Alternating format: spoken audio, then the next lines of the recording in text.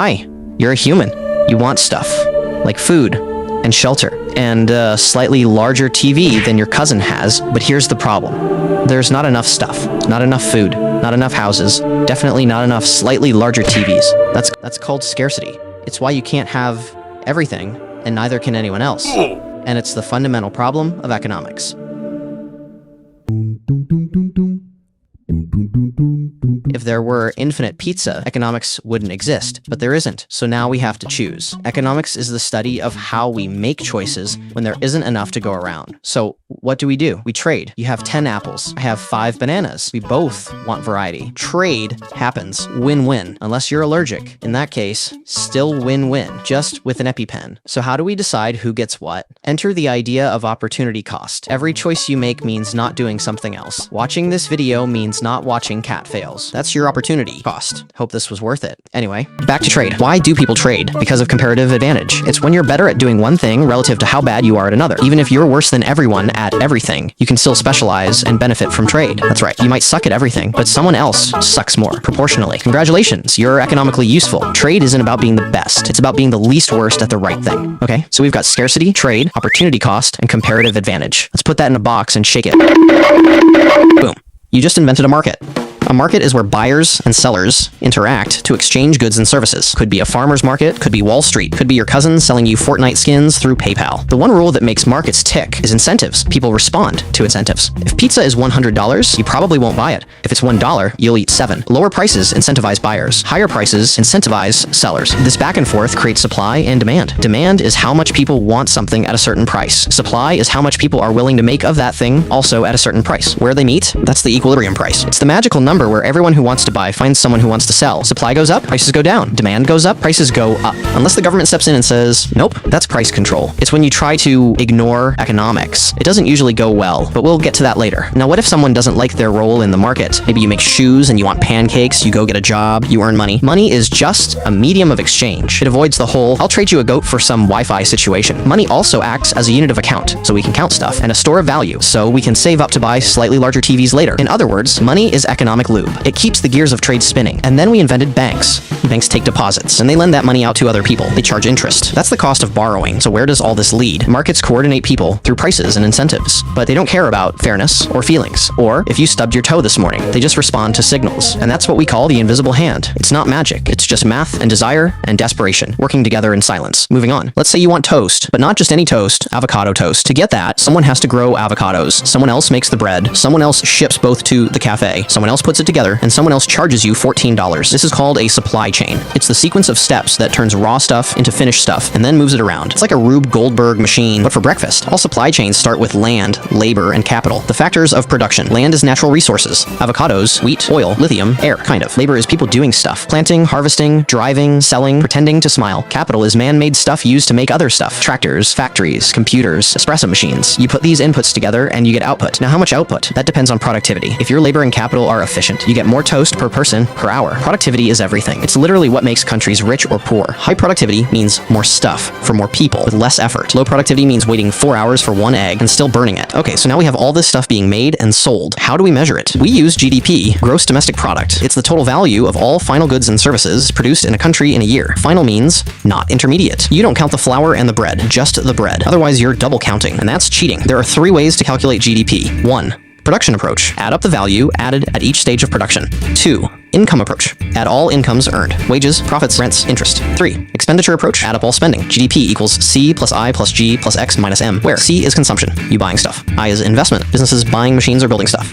G is government spending on roads, schools, and military parades. X means exports, stuff we sell to other countries. And M means imports, stuff we buy from them. Exports add to GDP. Imports subtract, because GDP is about what's made here, not what's just bought. But don't get too excited about GDP. It doesn't count unpaid labor, or black market activity, or whether you're happy, or if the GDP came from selling weapons to toddlers, which is why some people prefer GDP per capita, GDP divided by population, to compare living standards. Still flawed, still useful, like a microwave with no door. So what makes GDP go up? Usually more capital, better technology, and higher labor productivity. and sometimes just more people. But growth isn't always good. If it comes from deforestation or turning every river into a sewage pipe, it's technically growth, just not the fun kind. Also, GDP is sensitive to business cycles. Sometimes the economy grows, that's a boom. Sometimes it shrinks, that's a recession. And if it shrinks really badly for a really long time, that's a depression. These cycles are partly natural, but also influenced by aggregate demand, aka total demand, and aggregate supply, aka total output capacity. If demand outpaces supply, prices go up. That's inflation. If supply collapses, but people still want stuff, prices go up anyway. That's also inflation, but now with misery. If both demand and supply collapse, welcome to stagflation. It's like depression, but with higher prices and more existential dread. So why does avocado toast cost $14? Maybe there's a supply shock. Drought in Mexico, fungus in Peru, fuel prices went up, shipping containers stuck in a canal, maybe demand went up, millennials love brunch, Instagram loves pictures, prices respond. Maybe there's just price discrimination. Cafe knows you'll pay it, and maybe, just maybe, it's inflation. Okay, let's talk money. Not the I want it, the what is it kind. Money isn't just cash. It's any medium of exchange that people accept in return for goods and services. Historically, money has been rocks, cows, cow-shaped rocks, gold, paper, numbers on a screen, and NFTs, briefly. What matters is trust. If enough people believe a thing is money, then it is. Money also acts as a unit of account, so we can count stuff, and a store of value, so you can save for later. When that value disappears, like in hyperinflation, money becomes not money. So how much money should exist? Good question. Too little? The economy stalls? Too much? Prices go up. That's inflation. Again, measured by things like the Consumer Price Index, CPI, a weighted basket of goods, like bread, rent, eggs, coffee, and probably one USB cable for some reason. So why not just print more money? You can. It's called monetary expansion. But here's the problem. If everyone suddenly has more dollars, and the number of goods stays the same, demand goes up, but supply doesn't. So prices rise. Because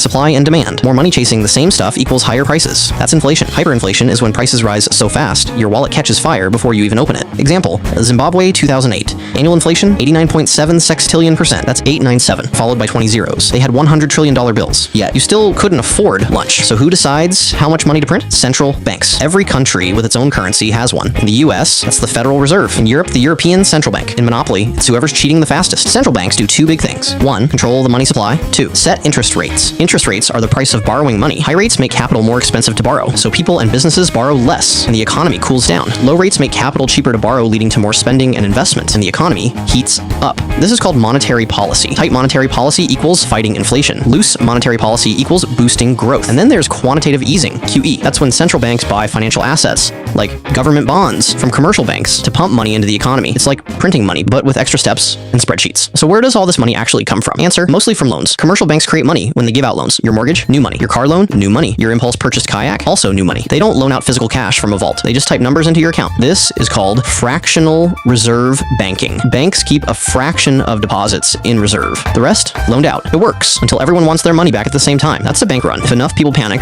the bank collapses. That's why deposit insurance exists, to prevent panic. In the US, it's the FDIC. Other countries have similar setups. All right, let's talk taxes. Governments like to spend money on roads, on schools, on military jets that cost $80 million and crash during test flights, and sometimes on commemorative coins no one asked for. But governments don't sell products. So where do they get the money? Taxes. Taxes are mandatory payments from people and businesses to the state. If you don't pay them, you get a strongly worded letter and eventually jail. There are different kinds of taxes. Income tax, a slice of your paycheck. Corporate tax, a slice of your company's profits. Sales tax / VAT, a slice of what you spend. Property tax, a slice of your house. Capital gains tax, a slice of your successful investment. Wealth tax, a slice of rich people's existence. Rare, controversial, difficult to implement. Excise tax, a slice of your bad habits. Alcohol, cigarettes, fuel, sugar. Progressive taxes mean higher incomes pay a higher percentage. Progressive taxes hit low-income earners harder. Flat taxes don't care who you are. Everyone pays the same rate. Governments use this money to fund public goods, things that everyone uses, but no one would pay for voluntarily, like clean air, national defense, streetlights, welfare programs, unemployment benefits, pensions, healthcare, food assistance, infrastructure, bridges, trains, pipes, potholes, mostly potholes, debt payments, more on that in 30 seconds. So governments collect money and spend money. That's called a budget. If spending greater than taxes, that's a budget deficit. If taxes greater than spending, that's a budget surplus. It's rare, like a unicorn or a fully funded public library. To cover the deficit, governments borrow money. They issue bonds, IOUs, that say, buy this and we'll pay you back later with interest. If you've ever bought a government bond, congratulations. You lent money to a government. Total accumulated deficits over time equals national debt. Most countries have debt. The US, over $34 trillion and counting. Japan, over 260% of GDP. Norway, basically debt-free, but only because they accidentally struck oil. So, is government debt bad? It depends. Debt is fine if it's used for productive investment like infrastructure. It stays sustainable, doesn't grow faster than GDP. Interest rates are low. Debt is bad if it's used to fund vote-winning nonsense. It causes runaway inflation. Investors lose trust and demand higher interest or stop lending altogether. At some point, debt interest becomes a budget item of its own. You borrow money to pay back money you already borrowed. That's called servicing the debt. In extreme cases, governments can default, stop paying entirely, like Greece in 2012, Sri Lanka in 2022, and Argentina 9 times. But sometimes governments don't have a choice, especially in a crisis like a war or a global pandemic or a financial meltdown caused by a housing bubble bowl filled with lies. All right, time to zoom out. Let's say you live in a country. Congratulations, but your country can't make everything. Maybe it's great at growing coffee, but terrible at building cars. So it exports coffee and imports cars. That's international trade. Trade lets countries specialize in what they're relatively better at, even if they're worse at everything. This is called comparative advantage. Again, if Brazil gives up 1 ton of corn to grow 2 tons of coffee, and Canada gives up 2 tons of corn to grow 2 tons of coffee, Brazil has the comparative advantage in coffee. So Brazil exports coffee. Canada exports corn. Both win. That's the logic behind free trade. Just goods flying across borders. In containers, in trucks, on planes, on boats, all at once, until someone bans one. Trade increases efficiency, lowers prices, expands variety, and spreads technology. That's globalization, but not everyone wins equally. Some jobs move offshore. Some industries get crushed. Inequality can rise. That's called structural adjustment, and people don't usually like being adjusted, so governments sometimes interfere. They impose tariffs, taxes on imports, quotas, quantity limits, subsidies, money to help local producers cheat the free market, embargoes when politics says no trade for you. Protectionism protects domestic industries, but usually raises prices and makes everyone poorer in the long run. Trade happens in currencies. If Japan sells cars to the US, it wants yen, not dollars, so dollars get exchanged for yen. This is the foreign exchange market, aka Forex. The exchange rate tells you how much of one currency you get for another. 1 USD equals 150 yen? Cool. 1 USD equals 1 million Zimbabwe dollars? Less cool. Currencies can float or be fixed. Floating currencies change based on supply and demand. Most major currencies do this. Fixed currencies are pegged to something, like the US dollar or gold, and kept there by force or willpower. Exchange rates move because of interest rates, inflation, trade balances, investor confidence, wars, coups, scandals, and tweets. If your currency depreciates, your exports get cheaper. Good for trade, but imports get more expensive. Bad for buying stuff. If your currency appreciates, you can buy more foreign stuff, but your exports get more expensive. Bad for local producers. So countries try to manage their currencies, sometimes subtly, sometimes blatantly. That's called currency manipulation. China has been accused of it, so have others. The US mostly just complains about it. If a country borrows in a foreign currency, like dollars, and its local currency crashes, repaying that debt becomes harder. That's a currency crisis. Like Mexico, 1994, Thailand, 1997, and Argentina, basically always. Global trade also depends on supply chains. They look efficient until they break. Like when a single container ship blocked the Suez Canal in 2021, froze 12% of global trade, delayed 400 ships, and cost the world economy roughly $10 billion per day. One boat, one canal. One reminder that globalization is fragile. Also, chips. No, not the edible kind. Semiconductors. Made in a few ultra-specialized factories, mostly in East Asia. In 2020, a chip shortage made used cars more expensive than new ones. This is called a supply shock, and it messes with everything.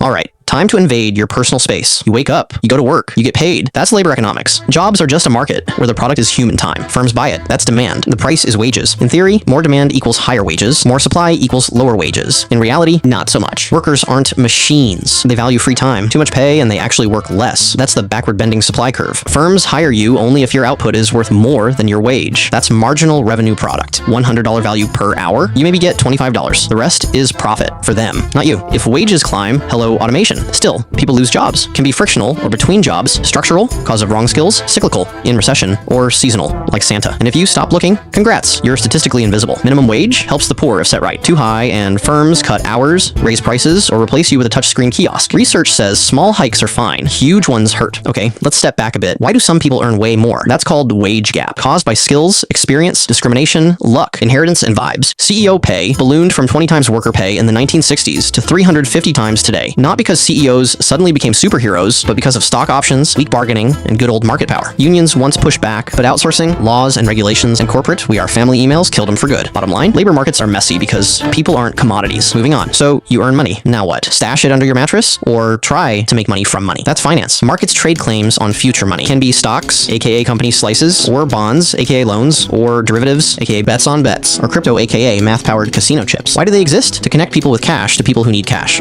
Stocks rise on expectations, not just profits. That's the efficient market hypothesis that says all info's baked in. You can't beat the market unless you're lucky, cheating, or Elon's tweeting. Bonds are boring, but important. You lend, they pay interest. Safe-ish until governments default. Bond prices fall when interest rates rise. That rule alone nukes economies. Words like options, futures, and swaps mean derivatives, used to hedge risk or gamble harder. Very useful until they blow up the planet. Then there's crypto, blockchain coins that are decentralized, volatile, and still figuring out why they exist. Depending on who you ask, could be the future of money or Ponzi scheme with extra steps. Reality? It's mostly a casino disguised as innovation. Moving on. Most people don't invest directly. Banks, hedge funds, pensions do it for you. Sometimes responsibly, sometimes Lehman Brothers. Safe assets like treasuries earn little. Risky ones like startups, meme stocks, crypto might pay huge or nothing. That's the risk-return trade-off. Lesson? Don't put all your eggs in one meme stock. Diversify. Okay, Let's look at the big picture. Why are some countries rich and others stuck eating instant noodles forever? That's development economics. Textbook says, just invest in capital, build factories, trade, and voila, rich. Reality says, LOL, no, because history matters. Colonies had resources sucked out and left with broken systems, and geography matters. Landlocked, shipping's expensive. Malaria zone, productivity tanks. Institutions matter too. If the legal system is just whoever bribes more wins, investors run away. Also, resource curse. Got oil? Congratulations, you're rich. Oops, you're poor again, because your whole economy is a one-trick pony in a clown costume. Poor countries get trapped. If you're poor, you can't save, so can't invest, so can't grow, so you stay poor. It's like trying to climb out of a pit, but the rope is covered in butter. So why not just give them money? Foreign aid sometimes works, sometimes disappears into